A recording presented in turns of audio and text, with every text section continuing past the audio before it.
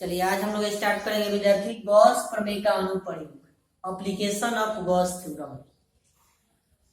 Gauss प्रमेय का अनुप्रयोग विद्यार्थी पिछले क्लास में हम लोग गॉस थ्योरम को पढ़े थे। गॉस थ्योरम को सिद्ध भी किए थे, गॉस के प्रमेय को, कि कुल विद्युत फ्लक्स का मान जो है किसी बंद पृष्ठ में उपस्थित कुल आवेश कि 1/ε0 के गुणनफल के बराबर होता है, अर्थात फाई बराबर Q इंटरनल बटा ε0 होता है। गॉस प्रमेय के अनुप्रयोग से विद्यार्थी हम लोग कूलम के नियम को भी सत्यापित किए थे। तो गॉस प्रमेय का अनुप्रयोग ही था पहला। आज हम लोग दूसरा गॉस प्रमेय का अनुप्रयोग सीखेंगे, फिर आगे भी सीखेंगे। चलिए हेडिंग दीजिए, आप सभी लोग हेडिंग देंगे, लिखिए गॉस प्रमेय के सहायता से, गॉस प्रमेय की सहायता से किसी खोखले गोलिया कोश के अंदर बाहर एवं सतह पर विद्युत क्षेत्र की तीव्रता का व्यंजक प्राप्त करें। विद्युत क्षेत्र की तीव्रता का व्यंजक प्राप्त करें। लिख चुके विद्यार्थी। प्रश्न में से ही पूछता है कि किसी खोखले, ये ऑब्जेक्टिव प्रश्न है, कि किसी खोखले गोलिया कोश के अंदर विद्युत क्षेत्र की तीव्रता का मान कितना होता है। ऑब्जेक्टिव में इस प्रश्न को कई बार पूछा गया है। हम लोग सीखेंगे इसको। ऐसे आंसर शून्य होता है, याद रखेंगे आप लोग। ऑब्जेक्टिव में जब भी पूछेगा आंसर कितना होता है, 0। क्वेश्चन में क्या कह रहा है? क्वेश्चन में कह रहा है कि गॉस प्रमेय की सहायता से किसी खोखले गोलिया कोश के अंदर, बाहर और सतह पर विद्युत क्षेत्र की तीव्रता का व्यंजक प्राप्त करें। खोखला गोलिया कोश कह रहा है, इसका मतलब कि आकार गोलाकार है और वो खोखला है। वो क्या है? खोखला है। इसका मतलब ये हुआ कि जब खोखला गोला होगा तो अंदर में कोई आवेश उपस्थित नहीं होगा। जो भी आवेश उपस्थित होगा वह उसके सतह पर उपस्थित होगा। किस पर उपस्थित होगा? सतह पर। आइए ध्यान दिया जाए थोड़ा सा। देखिए हम पहला नंबर हेडिंग दे रहे हैं। पहला नंबर क्वेश्चन में कह रहा है अंदर में, मतलब इनसाइड द हॉलो स्फीयर लिखेंगे। पहला हेडिंग देंगे अंदर में विद्युत क्षेत्र की तीव्रता। अंदर में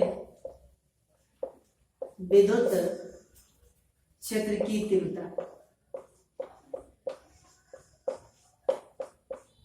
अंदर में विद्युत क्षेत्र की तीव्रता।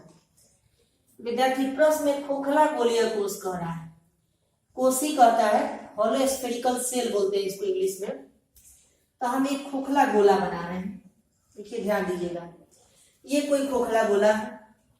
इसकी त्रिज्या विद्यार्थी मान लेते हैं कि छोटा है, या सपोज कीजिए बड़ा है। इसकी त्रिज्या कितना है? बड़ा है। ये खोखला गोलिया कोश है। इसके सतह पर Q धन आवेश है। जब इसके सतह पर Q धन आवेश को दिया जाता है तो आवेश का वितरण सतह पर चारों तरफ हो जाता है, लेकिन अंदर में आवेश नहीं होता है। अगर आपसे पूछा जाए कि इस खोखले गोलिया कोश की सतह पर आवेश का वैल्यू कितना है, तो Q धन आवेश। अंदर में कितना है? अंदर में आवेश का मान कितना? 0, क्योंकि वो पार्ट खोखला है, हॉलो है। तो हॉलो जब होगा तो आवेश स्थिर किस पर है? हॉलो पे रहेगा नहीं, खोखले भाग पे रहेगा नहीं, क्योंकि वहां कोई एक्चुअल में भाग ही नहीं। समझ में आ गया? वो आकृति को प्रदान करता है। चलिए अब ध्यान दीजिए थोड़ा सा। देखिए इस खोखले गोलीय सतह पर जब Q धन आवेश दिया जाता है तो आवेश का डिस्ट्रीब्यूशन, मतलब आवेश का वितरण संपूर्ण सतह पर, ऊपरी सतह पर हो जाता है, लेकिन अंदर में आवेश का मान 0 होता है। अंदर में आवेश का मान 0 होता है। समझ में आ गया लैंग्वेज? चलिए अब क्वेश्चन में कह रहा है कि अंदर में विद्युत क्षेत्र की तीव्रता बताना है। तो विद्यार्थी हम जहां पे प्रश्न में कहेगा, इस गॉस के प्रमेय के अनुसार प्रश्न में कहेगा कि अंदर में बताइए, बाहर में बताइए, सतह पर बताइए, तो जिस बिंदु पर कहेगा उसी बिंदु के लिए हम लोग गॉसीय पृष्ठ की रचना करेंगे, कल्पना करेंगे। काल्पनिक पृष्ठ की रचना करते हैं जिसे गॉसीय पृष्ठ कहते हैं। आपको पिछले क्लास में बताए हैं तो हम क्या कर रहे हैं कि अंदर में एक काल्पनिक पृष्ठ की रचना कर रहे हैं।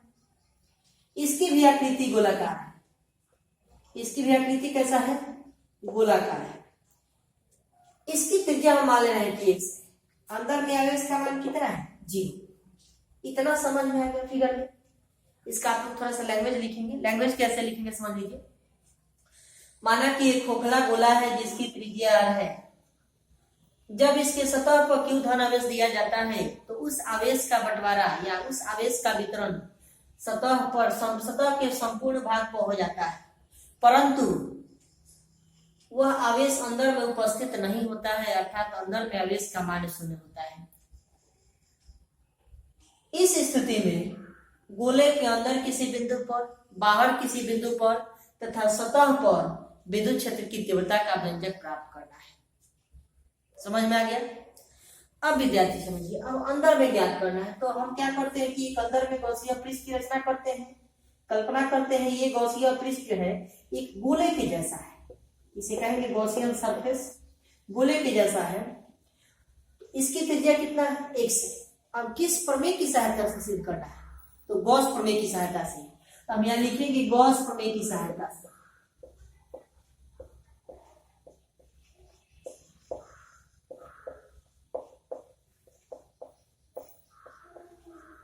गॉस प्रमेय की सहायता से क्या कहता है विद्यार्थी कि बंद सतह का समाकलन फाई बराबर क्यू इंटरनल और बटा में एप्सिलॉन नॉट, यही होता है। बोलिए, इतना बराबर विद्यार्थी हम लोग निकाले थे ई डीए, याद कीजिए।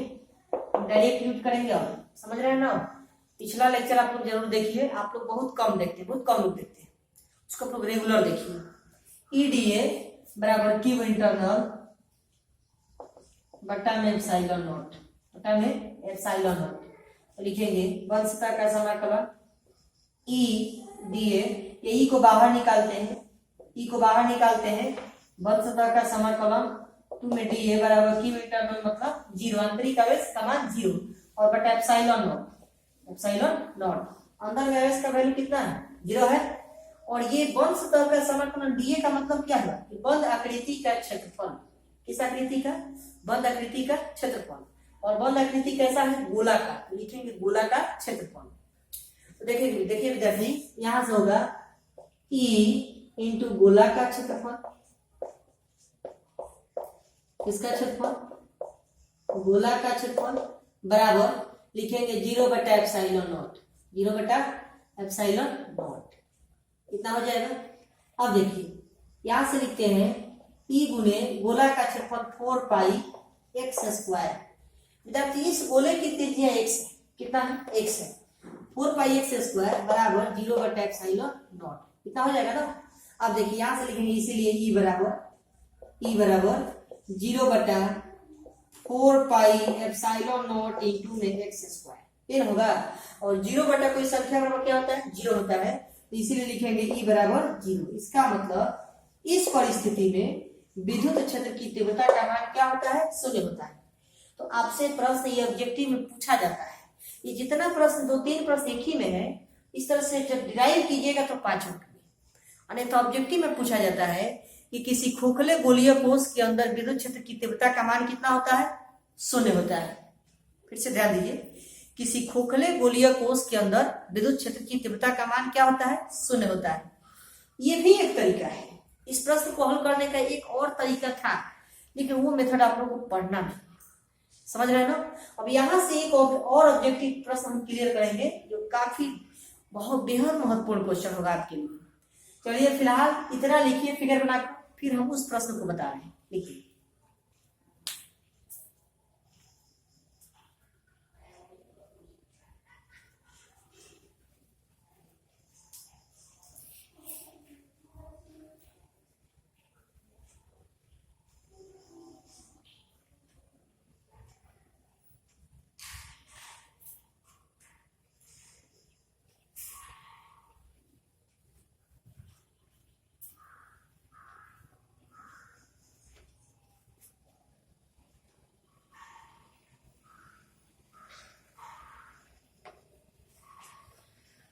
लिख चुके विद्यार्थी।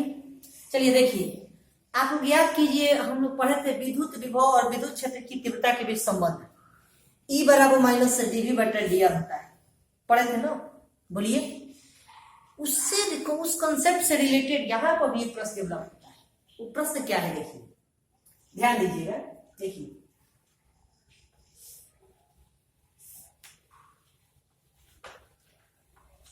एक बात बताइए, किसी अचर राशि का अवकल गुणांक कितना होता है? शून्य होता है।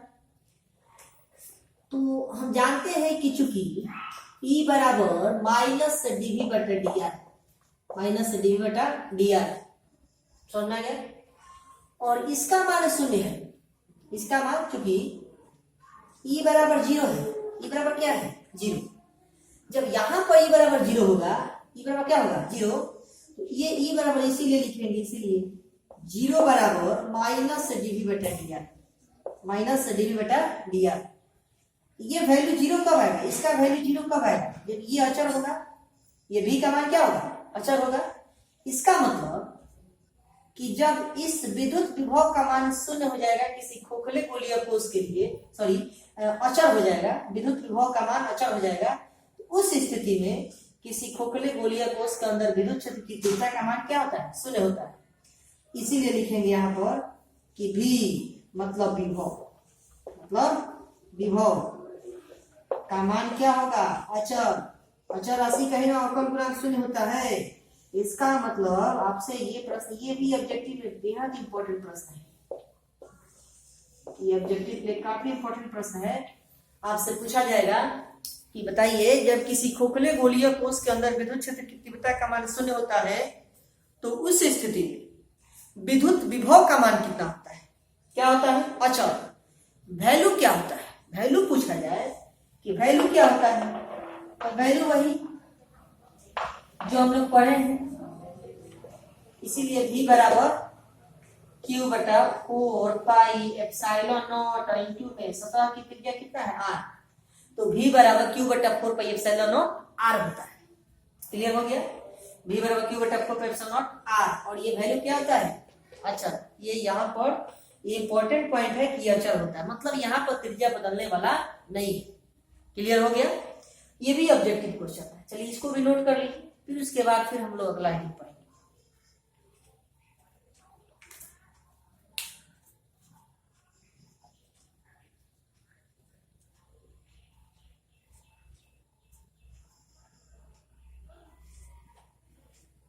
ले चुके? चलिए अब विद्यार्थी हेडिंग लीजिए दूसरा नंबर, बाहर में विद्युत क्षेत्र की तीव्रता। हेडिंग लीजिए, बाहर में विद्युत क्षेत्र की तीव्रता। हेडिंग लीजिए, बाहर में विद्युत क्षेत्र की तीव्रता। बाहर में विद्युत क्षेत्र की तीव्रता। जब क्वेश्चन में विद्यार्थी बाहर में करेगा तो गॉसियन पृष्ठ की रचना किधर करेंगे? बाहर में करेंगे। कहां करेंगे? बाहर में। तो देखिए,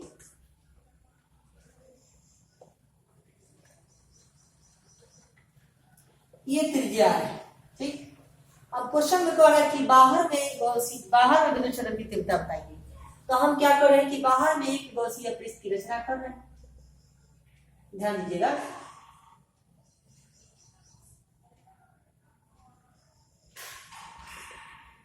बाहर में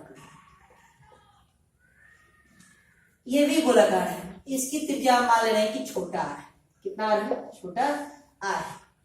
अब बताइए, इस गॉसियन पृष्ठ के अंदर में आवेश हम कहें तो अंदर में आवेश कितना है?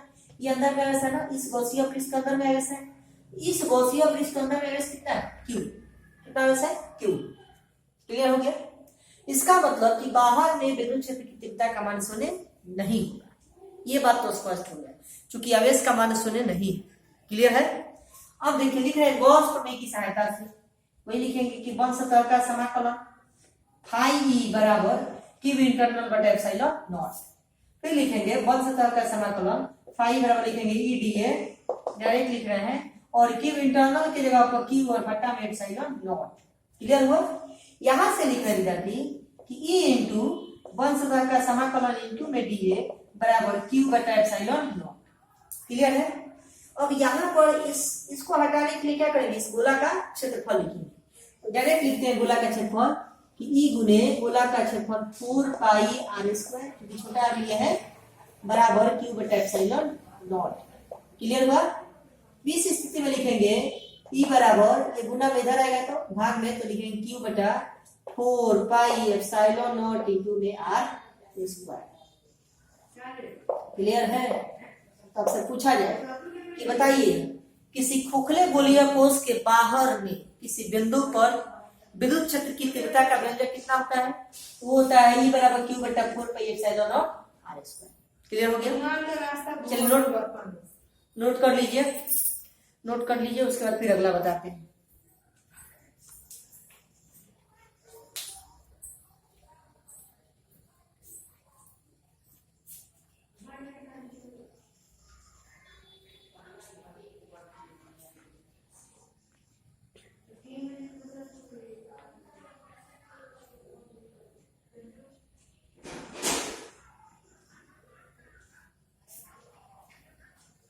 नोट कर चुके हैं विद्यार्थी। तीसरा कह रहा है सतह पे। तीसरा किस पे कह रहा है? सतह पे। तो विद्यार्थी सतह पर तीसरा कह रहा है। तीसरा में देखिए क्या होता है, इसमें कुछ करना नहीं है। थर्ड नंबर हेडिंग दे दीजिएगा, तीसरा नंबर सतह पर विद्युत क्षेत्र की तीव्रता। इसके लिए हम लोग क्या करते हैं,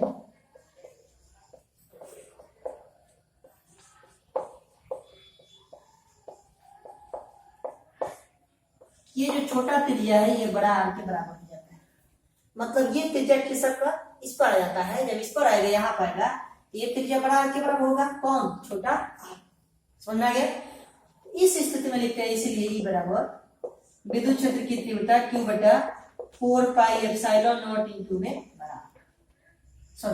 बड़ा आर स्क्वायर। क्लियर है? तो सतह पर विद्युत क्षेत्र की तीव्रता कितना होता है? जो गोला का त्रिज्या दिया होगा उसी त्रिज्या के वर्ग के रूप में होता है, मतलब q बटा 4 pi epsilon naught r square. Clear हो गया? बोलिए, इसको भी नोट कीजिए, फिर अगले प्रश्न की तरफ हम लोग बढ़ेंगे।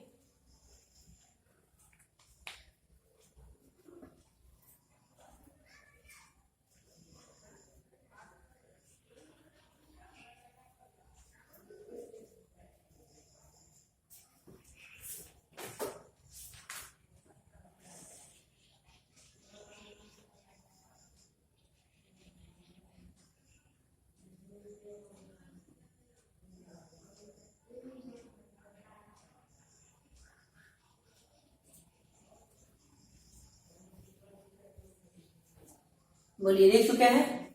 चलिए, ये तो विद्यार्थी खोखला गोलीय कोष था।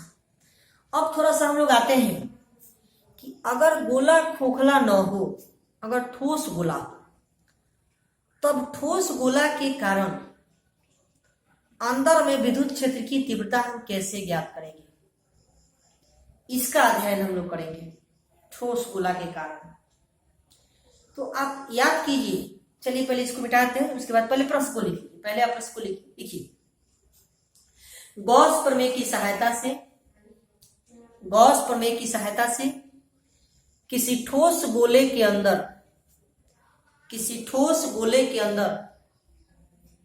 किसी बिंदु पर विद्युत क्षेत्र की तीव्रता एवं विद्युत विभव का व्यंजक प्राप्त करें। लिख चुके? चलिए आइए समझते हैं। विद्यार्थी अब प्रश्न में क्या कर रहा है कि प्रश्न में कह रहा है कि ठोस गोला है। कैसा गोला है? ठोस गोला। इसका मतलब कि अब जो आवेश होगा वह आवेश केवल सतह पर नहीं होगा, अब उस आवेश का वितरण ठोस गोले के प्रत्येक बिंदु पर होगा। तो इस स्थिति में हम लोग आवेश का वैल्यू कैसे निकालते हैं? इसमें हम लोग किसका प्रयोग करते हैं? फलीय आवेश का, कि रेखीय आवेश का, कि आयतनीय का? तो जब भी ठोस वस्तु कह देता है तो हम लोग आयतनीय आवेश घनत्व का प्रयोग करते हैं। किस घनत्व का प्रयोग करते हैं? आयतनीय आवेश घनत्व। आयतनीय आवेश घनत्व जो है प्रति एकांक आयतन में उपस्थित आवेश को कहते हैं आयतनीय आवेश घनत्व। याद कीजिए, आवेश का बंटवारा 3 प्रकार से पढ़ाई थी कि आवेश प्रति एकांक आयतन में उपस्थित आवेश को आयतनीय आवेश घनत्व कहा जाता है। तो इस प्रश्न में भी हम लोग एकांक आयतन में उपस्थित आवेश का ही प्रयोग करेंगे। समझ में आ गया? बोलिए। चलिए, क्वेश्चन में कह रहा है कि ठोस गोला, सॉलिड स्फीयर। ये थोड़ा सा ब्रेन स्टॉर्मिंग प्रॉब्लम है, थोड़ा सा इस पर ध्यान देंगे, ठीक है। देखिए विद्यार्थी, ठोस गोला कह रहा है, ठोस गोला यहां मेडी दे रहे हैं, ठोस गोला।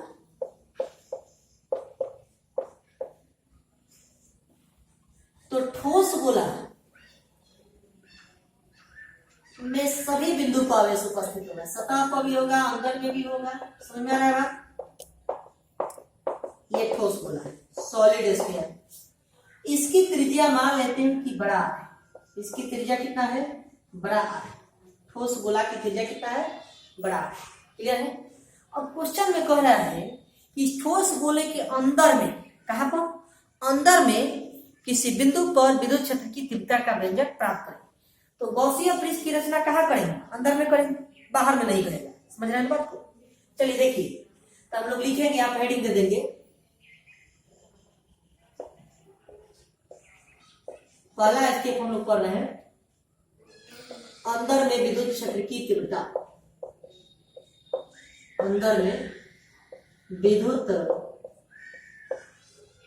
क्षेत्र की तीव्रता, अंदर में विद्युत क्षेत्र की तीव्रता। तो विद्यार्थी हम क्या कर रहे हैं कि एक काल्पनिक पृष्ठ की रचना कर रहे हैं अंदर में। इस काल्पनिक पृष्ठ की जो रचना हमने किया है, ये भी गोलाकार होगा, ये भी ठोस गोला होगा। कैसा गोला होगा?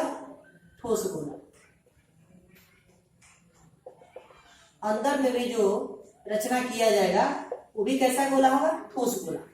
हम कह रहे हैं कि इसकी त्रिज्या छोटा है। इसकी त्रिज्या कितना है? छोटा है। समझ में आ गया? अब विद्यार्थी समझिए, देखिएगा,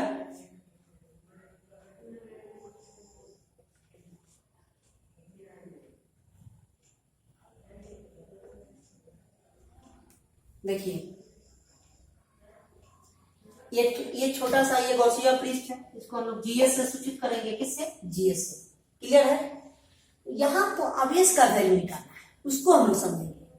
तो आयतनीय आवेश घनत्व हम लोगों ने पढ़ा था विद्यार्थी।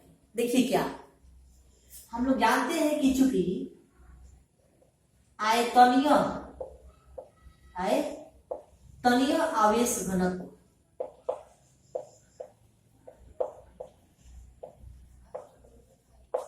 आयतनीय आवेश घनत्व विद्यार्थी हम लोग पढ़े थे कि ये होता है Q बटा V, आवेश बटा आयतन।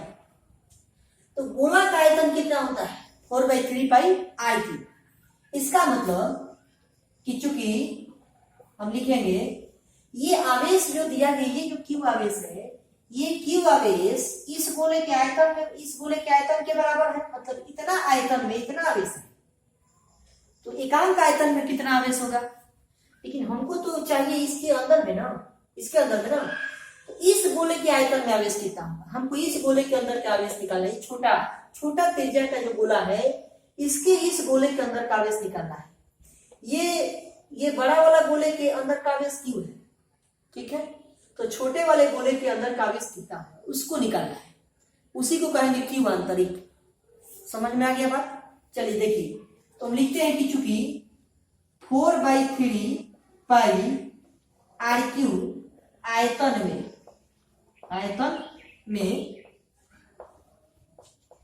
आवेश बराबर कितना है? Q है। इसीलिए लिखेंगे एकांक आयतन में आवेश बराबर, विद्यार्थी कितना होगा? आवेश बराबर मतलब ये आवेश का वैल्यू है, समझ में आ रहा है ना? 4/3π/r3 ये ना होगा। तो ये तो एकांक आयतन में मिल गया, माने एक कलम का दाम मिल गया। 5 कलम का निकालना है तो 5 से गुना करेंगे। तो हमको तो चाहिए इस ठोस गोले के आयतन में आवेश, ठोस गोले की, इसीलिए लिखेंगे, मतलब ये छोटा वाला गोला के, इसीलिए 4/3π छोटा r3 आयतन में आवेश बराबर कितना होगा? तो देखिए विद्यार्थी, ये होगा Q बटा 4/3πr3 इंटू में लिखेंगे विद्यार्थी, ये होगा 4/3π, ये छोटा r3। दिख नहीं रहा है कि नहीं? चलिए थोड़ा सा इसको ऐसे थोड़ा सा अच्छे लिख देते हैं। ये क्यू बटा 4/3 पाई आर क्यू इतना था ना। तो देखिए ये इतना आ जाएगा 4/3 पाई आर क्यू। इसको एक बार और समझ लीजिए, एक कलम का दाम इतना है, ये 5 कलम है तो 5 कलम का दाम निकाले के लिए 5 से गुना करेंगे ना। क्लियर हो गया? बोलिए, इतना समझ आ गया। ये आवेश का वैल्यू हो गया, मतलब आवेश की जगह पर क्यू आंतरिक आवेश की जगह पर हम इतना वैल्यू रखें। इतना समझ में आ गया? फिगर बना के इतना नोट कीजिए, फिर हम आगे बताते हैं।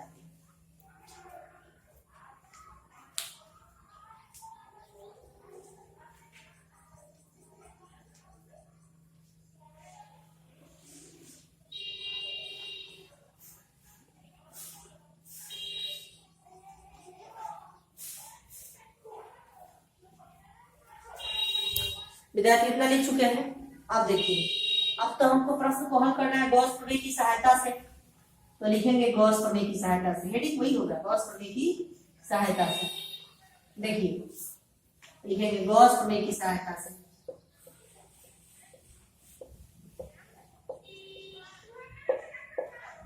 गॉस प्रमेय की सहायता से। जब गॉस प्रमेय की सहायता से लिखेंगे तो इधर लिखेंगे बल सतह का समाकलन फाई बराबर क्यू इंटरनल और बट्टा में एप्सिलॉन नॉट, ये होगा ना। बोलिए, यहाँ पर थोड़ा सा अच्छे से लिख दे रहे हैं डी फाई, लिख सकते हैं ना सूक्ष्म रूप में। तो लिखेंगे विद्यार्थी यहाँ से बल सतह का समाकलन ई डी ए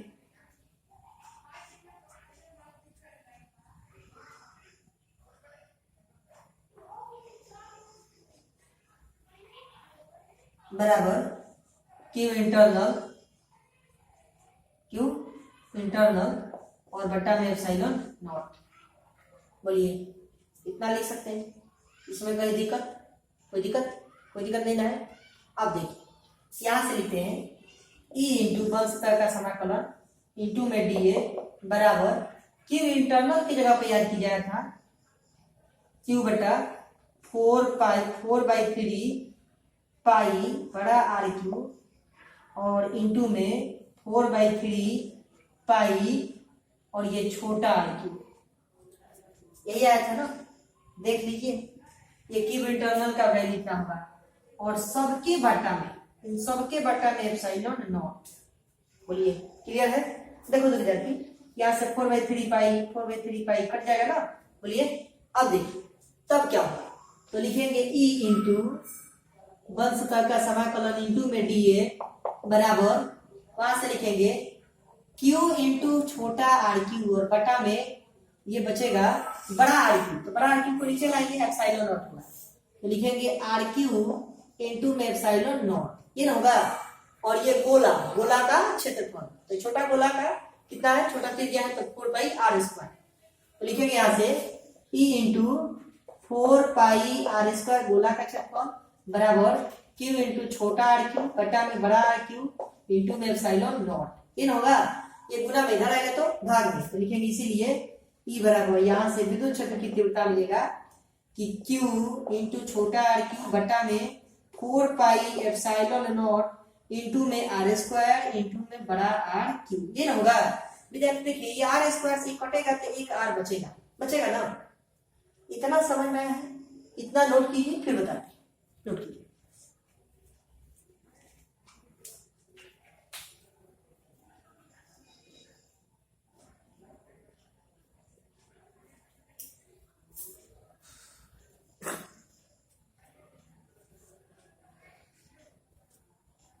बना चुके? चलिए देखिए तो विद्यार्थी यहां से देखिएगा, ध्यान दीजिएगा। देखिए यहां से लिखेंगे, यहां से क्या बचेगा देखिए, लिखेंगे इसीलिए विद्युत क्षेत्र की तीव्रता ई बराबर क्यू इंटू आर बटा में 4πε नॉट इंटू में बड़ा आर क्यू। ये होता है विद्युत क्षेत्र की तीव्रता का व्यंजक। किसके लिए? किसी ठोस गोलीय कोश के अंदर किसी बिंदु पर विद्युत क्षेत्र की तीव्रता ई बराबर क्यू आर बटा 4πε नॉट आर क्यू होता है। क्लियर है? यहां से एक ऑब्जेक्टिव प्रश्न की विद्युत क्षेत्र की तीव्रता किसके समानुपाती, तो आर इज आर के समानुपाती, छोटा आर के समानुपाती होता है, छोटा आर के समानुपाती होता है। ये बात तो स्पष्ट हो गया, बोलिए क्लियर है, नोट कीजिए। ये विद्युत क्षेत्र की तीव्रता था। अब हम लोग ज्ञात करेंगे विद्युत विभव का व्यंजक। किसका व्यंजक, विद्युत विभव का, नोट कीजिए।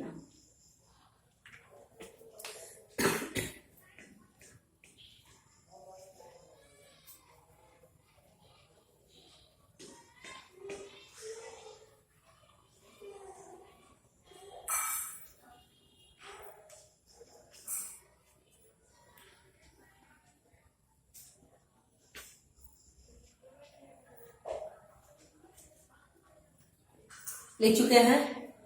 अब हम लोग विद्यार्थी हेडिंग देंगे विद्युत विभव का व्यंजक। किसका व्यंजक, विद्युत विभव का व्यंजक, विद्युत विभव का व्यंजक। हेडिंग देंगे विद्युत विभव का व्यंजक, विद्युत विभव।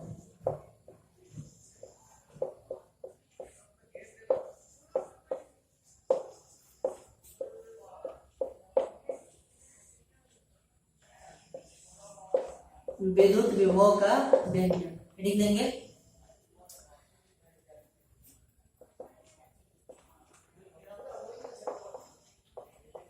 चलिए विद्यार्थी विद्युत विभव को हम लोग समझेंगे। ये मान लेते हैं कि इंफिनिटी पर, इनफाइनाइट दूरी पर विद्युत विभव को हम लोग समझेंगे। विद्युत विभव पहले बताए थे कि अनंत से किसी एक कूलम धनावेश को किसी निश्चित बिंदु तक लाने में जो कार्य किया जाता है वही कार्य उस बिंदु पर विद्युत विभव कहलाता है। ये बात आप लोगों को बताया जा चुका था, क्लियर है इतना।